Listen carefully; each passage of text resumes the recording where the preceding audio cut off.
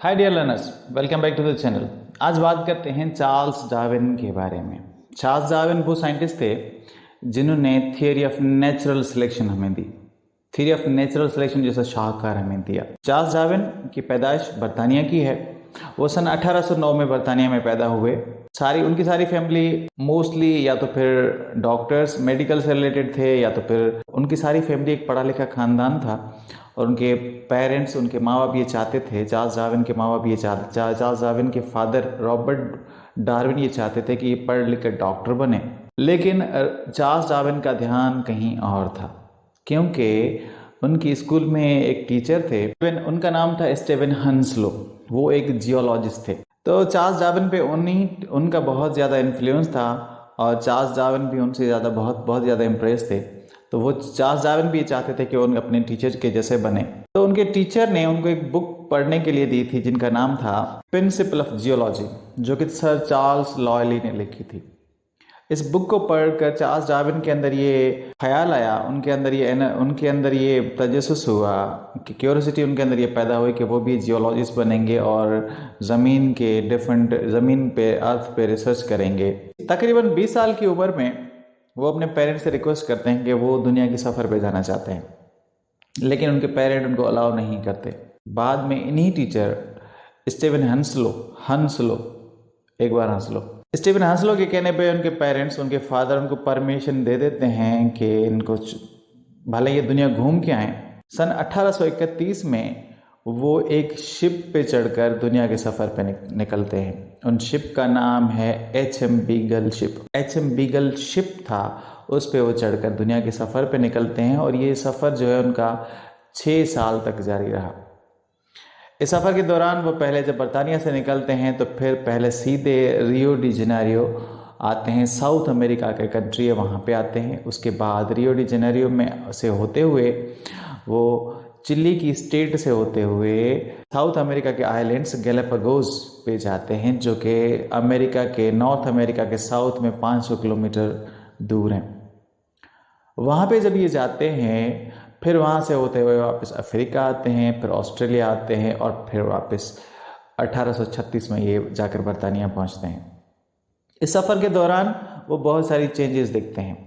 वो देखते हैं कि यूरोप के अंदर पाए जाने वाले जानदार, यूरोप के अंदर पाए जाने वाले परिंदे, यूरोप के अंदर पाए जाने वाले ऑर्गेनिज्म जो हैं वो डिफरेंट हैं साउथ अमेरिका के अंदर पाए जाने ऑर्गेनिज्म में। वहाँ के परिंदे डिफरेंट हैं, वहाँ के बर्ड्स जो हैं वो डिफरेंट हैं। और फिर जब वो गैलापागोस के आइलैंड पे पहुँचते हैं तो वो देखते हैं कि इतने बड़े बड़े लार्ज साइज़ के कछुए, उनकी लंबी गर्दन। यहाँ पे वो फिंच बर्ड के 13 अक़साम को डिस्कवर करते हैं। वो ये कहते हैं कि ये बर्ड्स यहाँ पे रह रहे हैं, ये डिफरेंट हैं यूरोप के अंदर पाए जाने वाले बर्ड से, या यूरोप के अंदर पाए जाने वाले डिफरेंट ऑर्गेनिज्म से। फिर उनके जहन में जो चीज़ें जहन में आती हैं, वो ये कहते हैं कि यहाँ का जो एनवायरनमेंट है उस हिसाब से इन परिंदों ने, इन ऑर्गेनिज्म ने अपने अंदर चेंजेस लेकर आए हैं। इन changes according to the environment, अगर कोई ऑर्गेनिज्म चेंजेस लेकर आता है तो उसको हम एडाप्टेशन कहते हैं। तो bringing the changes according to the environment and striving to survive in the harsh condition is called adaptation. तो चार्ल्स डार्विन का ये ख्याल था कि ये जो ऑर्गेनिज्म, इनके अंदर ये चेंजेस हैं, ये इसी वजह से आई हैं कि इन्होंने एनवायरनमेंट के अंदर अपने आप को अडॉप्ट करने की कोशिश की है। इन हार्श कंडीशन में इन ऑर्गेनिज्म ने यहाँ पे सर्वाइव करने की कोशिश की है। इनकी जो बीक हैं उनकी साइज़ छोटी हो गई है, क्योंकि अगर यहाँ पे खाना कि जिस एरिया में उनको लगता था कि यहाँ पे फूड जो है वो हार्ड शेप का था, हार्ड स्ट्रक्चर का था, तो इनकी बीक जो है छोटी हो गई हैं ताकि वो उन फूड को तोड़ सकें। या फिर इनके अंदर यहाँ पे जिन एरिया में लगा उनको कि यहाँ पे ज़्यादा फूड अवेलेबल है, या जिन एरिया में उनको ये लगा कि यहाँ पे ज़्यादा हाइट पे फूड अवेलेबल है, तो वहाँ पे पाए जाने वाले एनिमल्स की गर्दन लंबी हो गई है, क्योंकि उनको ये लगा कि इन एनिमल्स ने कोशिश की है ज़्यादा हाइट से खाना तोड़ के खाने की, तो इनकी गर्दन जो है लंबी हो गई है। इसी वजह से इन बड़े बड़े टर्टल्स की गर्दन लंबी हो गई है। या फिर ये जो जिराफ हैं, ये जो वो बताते हैं कि ये जिराफ है, इनकी जो गर्दन लंबी इसी वजह से हुई है कि इन्होंने अपनी गर्दन को खींच के खाने की कोशिश की है। तो ये एडॉप्टेशन जो है जिन ऑर्गेनिज्म के अंदर तब्दीलियाँ लेकर आते हैं, ये वेरिएशंस जो हैं इनके पीछे एनवायरनमेंट है। तो वो ये कहते हैं कि नेचर जो है वो लाइफ को सपोर्ट करती है, लेकिन नेचर में सर्वाइव वही कर पाएगा जो कि इन हार्श कंडीशंस में फिट होगा। तो फिटेस्ट विल सर्वाइव। और ये जो ऑर्गेनिज्म के अंदर चेंजेस आए हैं, ये जो ऑर्गेनिज्म के अंदर वेरिएशंस आई हैं, इनको वो एक जो थ्योरी पेश करते हैं, वो जो एक थ्योरी पेश करते हैं उसको वो कहते हैं थ्योरी ऑफ नेचुरल सिलेक्शन। यानी नेचर जो है वो सिलेक्ट करती है कि कौन सा ऑर्गेनिज्म कंडीशन में, इन हार्श कंडीशन में सर्वाइव कर पाएगा, कौन सा ऑर्गेनिज्म जो है इन कंडीशन में ज़िंदा रह पाएगा, और जो ज़िंदा रहने की कोशिश करेगा वही बचेगा। तो नेचर जो है वो सपोर्ट करती है। तो ये थियरी जो है वो चार्ल्स डार्विन ने दी थी, थियरी ऑफ नेचुरल सिलेक्शन।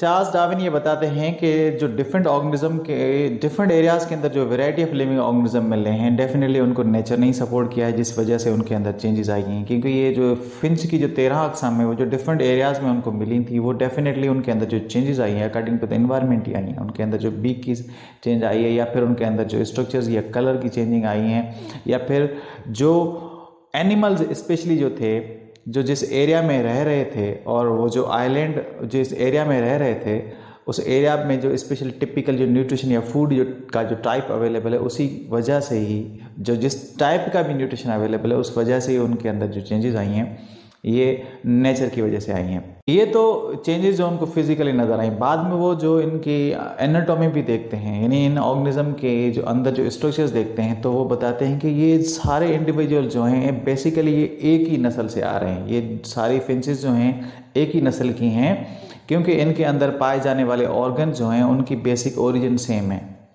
इन ऐसे ऑर्गन जिनकी ओरिजिन सेम है, वो आगे चल के उनमें डिफरेंस आए हैं या डिफरेंट फंक्शन परफॉर्म करें, उनको हम होमोलॉगस ऑर्गन कहते हैं। होमोलॉगस ऑर्गन का मतलब है वो ऑर्गन जिनको जो बेसिकली उनकी ओरिजिन सेम है, लेकिन आगे चल के उनके अंदर डिफरेंस आ गए हैं, वेरिएशंस आ गए हैं, डिफरेंट फंक्शंस परफॉर्म कर रहे हैं। तो ऐसे ऑर्गन्स को हम होमोलॉगस ऑर्गन कहते हैं। होमोलॉगस ऑर्गन का एग्जाम्पल आप ये ले लें कि डिफरेंट बर्ड्स के अंदर जो उनके विंग्स होते हैं, वो तकरीबन उनकी जो बेसिक उनके अंदर बोन की स्ट्रक्चर जो होती है वो सेम होती है। उनकी बोन की जो उनके अंदर उनकी जो विंग्स होते हैं, उनके अंदर बोन का जो तादाद होता है या बोन की जो स्ट्रक्चर होती है वो तकरीबन सेम होती है। लेकिन बाद में जाकर इन्वायरमेंटल कंडीशन की वजह से कुछ परिंदों ने उड़ना छोड़ दिया, तो उनके जो विंग्स की साइज़ थी वो कम रह गई, या कुछ परिंदों ने ज़्यादा हाइट पे उड़ना शुरू कर दिया न्यूट्रिशन पाने के लिए, या फिर अपने आप को ख़तरा से बचाने के लिए, तो उनकी जो विंग्स हैं स्ट्रॉन्ग बन गई। तो विंग्स के अंदर मार्फोलॉजिकली डिफरेंस आ गया, लेकिन बेसिकली वो जो ऑर्गन है उनकी सेम स्ट्रक्चर है, सेम ओरिजिन है। तो ऐसे ऑर्गन्स को हम होमोलॉगस ऑर्गन कहते हैं। तो होमोलॉगस ऑर्गन जो हैं ये एक एविडेंस है, वो बताते हैं कि ऑर्गेनिज्म जो हैं उनके अंदर पाए जाने वाले ऑर्गन्स बेसिकली एक ही ओरिजिन से आए हैं, एक ही टाइप से, एक ही टाइप के स्पीशीज से, या उनके स्पीशीज़ के अंदर स्लोली चेंज आकर वो चेंज हुए, लेकिन उनकी जो ओरिजिन है वो सेम है। तो ये होमोलॉगस ऑर्गन की मौजूदगी। फिर उन ऑर्गेनिज्म के अंदर पाए जाने वाले केमिकल कंपाउंड्स, उनकी अगर स्टडी करें तो वो भी तकरीबन सेम ही है, लेकिन वो केमिकल्स जो हैं बेसिकली सेलुलर स्ट्रक्चर पे तमाम ऑर्गेनिज्म सेम है, लेकिन आगे चल के उनके अंदर चेंजेस आ गई हैं। तो चार्ल्स डार्विन ये बताते हैं कि ये तमाम ऑर्गेनिज्म जो हैं ये इवॉल्व हुए हैं, ये निकले हैं, या ये चेंजेस आकर इन्होंने अपनी वैरायटी, इन्होंने अपने अंदर ये डिफरेंट चेंजेस लेकर आए हैं। तो इसको वो नाम देते हैं एवोल्यूशन का। एवोल्यूशन का मतलब है slow and gradual changes according to the different conditions in an organism. तो ये नेचुरल सिलेक्शन की थ्योरी जो है, थ्योरी ऑफ नेचुरल सिलेक्शन जो है, चार्ल्स डार्विन ने अपनी कंप्लीट की आकर 1836 में। पब्लिश नहीं करवा सके थे वो अपनी थ्योरी, क्योंकि इससे पहले जो थ्योरी मौजूद थी उस थ्योरी का नाम था थ्योरी ऑफ डिवाइन क्रिएशन। लोगों का ये मानना था कि कोई नेचुरली ऐसा पावर मौजूद है जिसने ऑर्गेनिज्म को क्रिएट किया है। लेकिन चार्ल्स डार्विन ये बताते हैं कि ऑर्गेनिज्म जो हैं वो इवॉल्व हुए हैं, इनके अंदर जो चेंजेस आई हैं, ये डिसेंट्स जो आई है या मॉडिफिकेशंस जो आई हैं वो टाइम टू टाइम आई हैं। तो इसको वो नाम देते हैं थ्योरी ऑफ नेचुरल सिलेक्शन का। बाद में जाकर 1858 में वो अपनी बुक पब्लिश करवाते हैं, और उस बुक को नाम देते हैं ओरिजिन ऑफ स्पीशीज़ का, जिसके अंदर ये तमाम जो उनकी रिसर्च थी वो उनको पब्लिश करवाते हैं कि कैसे वो बताते हैं कि ऑर्गेनिज्म जो है कैसे उनकी कहाँ से उनकी ओरिजिन है और कैसे उनके अंदर चेंजेस आती हैं, फिर वो जाकर इस मौजूदा मकाम तक पहुँचे हैं। तो ये थी चार्ल्स डार्विन की रिसर्च और उनकी थ्योरी ऑफ नेचुरल सिलेक्शन और उनकी बुक ओरिजिन ऑफ स्पीशीज। तो ये पॉइंट नोट कर लें कि उनका जो शिप HMS बीगल जो शिप था वो 27 दिसंबर 1831 को बरतानिया से निकला था और 6 साल के सफ़र के बाद वापस पहुंचा था। HMS बीगल का मतलब है हिज मेजेस्टी शिप बीगल। ये रॉयल फैमिली का जहाज़ था जो कि रॉयल फैमिली के लोगों को दुनिया भर की सैर करवाता था। कैसे लगे आज के कंटेंट्स आपको? उम्मीद करता हूँ चीज़ें आपको समझ आई होंगी। चैनल को लाइक करें, सब्सक्राइब करें और मज़ीद ऐसे वीडियो मैं बनाता रहूं। तो मेरे आपका एक कमेंट, आपका एक लाइक मुझे इनकरेज करेगा कि मैं ऐसी और वीडियो बनाऊं। मिलते हैं जल्दी नेक्स्ट टॉपिक।